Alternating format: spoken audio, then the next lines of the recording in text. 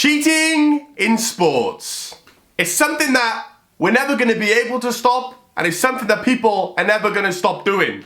Because there's always going to be someone who tries to cheat. So FIFA 20's back with a bang, and the Yoha are the only safest and most reliable place for you to get your FIFA coins. And if you use my discount code Gonth at the checkout, you'll get yourself a discount.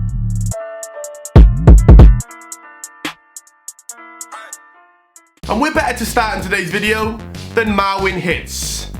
Football, we come across a lot of cheaters, but this guy, he's at the top of the bunch. He is the biggest cheater I've ever seen in my life. The guy butchered a penalty spot, making the opposition slip on his bum, miss, and he's granted the hero. People are running around calling this guy a hero. And Mike Tyson was another one of those, unfortunately for me to say, cheaters. I mean, if you're going to bite someone's ear off in the name of boxing because you're angry, you're a cheat. You're a bit of a scumbag. I wouldn't say that to Mike Tyson's face in my life, but I'm going to say it through a computer screen. I think this is disgusting. It was a fair fight, and Mike Tyson felt the need, to just take a chunk out of Evander Holyfield's ear. Crazy guy. Like, they should have locked this guy up in a cage a long time ago. Mike Tyson is an animal. I'm glad that, he's calmed down a little bit now, but what a scary human being. Chewing someone's ear off. And the cheating doesn't stop, because in American football, a coach actually tripped up the opposition team and thought he was going to get away. That's the funniest thing. He thought he was going to get away with this. Oh my goodness. I could watch it all day long. It's just, the guy face plants. Mate, we all saw it was you. You caught on camera. Scum. Absolute scum. And when it comes to the Olympics, we see a lot of cheating going on. But I'll tell you what, I never thought I'd see cheating going on in a game of badminton. This happened between China and Korea. Now, China purposely lost the game so obviously and so blatantly that the officials clocked on what they were doing. They were losing games, and they could basically cheat their way to the final, getting the easiest route by losing on purpose. They were disqualified from the Olympics. They weren't banned from competing, and all their efforts just went down the drain. The bunch of absolute retards. If you're gonna cheat, cheat properly. Don't cheat to lose. But have you ever seen cheating in basketball to this level? A coach had actually sprayed stuff on a basketball to try and make the opposition mess up the free throws, and he got caught. In Salt Lake City, had some good seasons there, and then signed a free agent deal to get out. He's really a well-rounded player. In that first game, the Rockets had a 19-point lead early in the game, and Millsap's telling him to look at the ball. Must be sticky.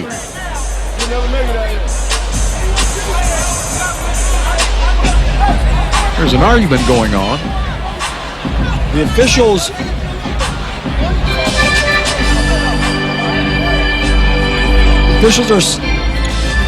are saying that stickum is illegal, and the ball has stickum on it. Back to football now, and there was a goalkeeper in Sweden that actually felt that he could move the goalpost in a few inches.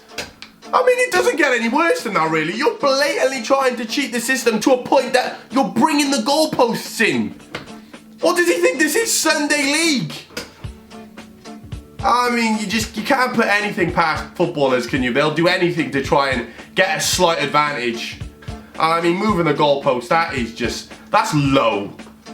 What are these Swedish goalkeepers getting up to? Because that's low. And one of the most embarrassing but worst bits of cheating you're going to see in today's video belongs to the Paralympic Spain basketball team, or netball team, whatever they were playing. Now, let me just give you a backstory. The Spanish team pretended that they had a low IQ so they could mentally get placed in the Paralympics. I mean, if you've got a really low IQ, apparently, it means you can qualify and play in certain sports in the Olympics. And they actually got around the test. They didn't even have to do an IQ test. They just pretended they were stupid so you could cheat and play in the Paralympics. I mean, it's just the lowest level of scum.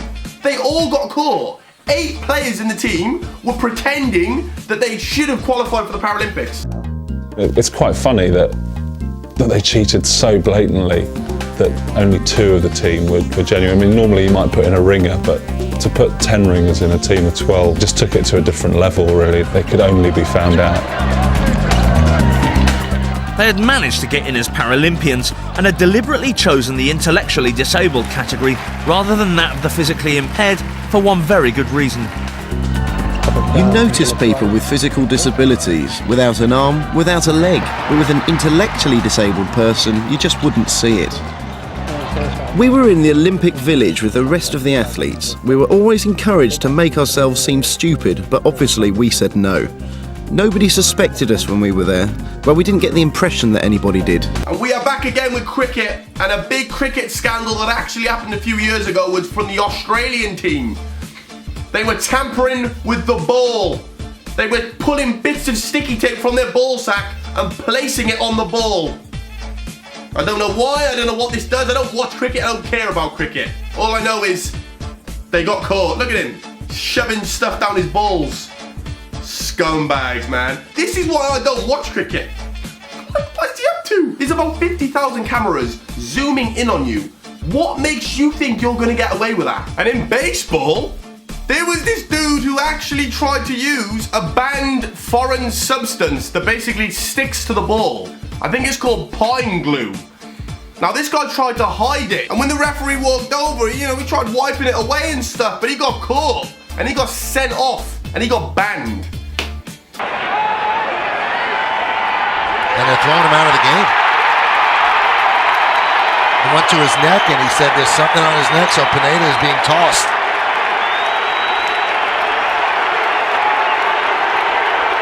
Now Farrell did not check it last time when Clay Buchholz was the opposing pitcher. This time he does, and Pineda gets thrown out of the game. There was a player called Tom Williams who actually put fake blood in his mouth, pretended that his mouth was bleeding so that he could come off as a tactical sub, so that a substitute could then come on and replace him. It was fake blood, he was caught, he was winking at the player before he was coming off. It was one big shambles. Do you feel Harlequins were playing by the book? Well, look, it's not for me to say. I didn't see any blood, but, we'll have a look at it and we'll see what the story is. But the officials made a decision at the time, and once that happens, there's not much. Did you agree with that decision, Michael? Well, not that I could see. He sort of, the back fell down, but like at the end of the day, that's what they call. They can only call what's in front of them. So they called it. We had our say about trying to object against it, and that wasn't the case. It went on and the game went on.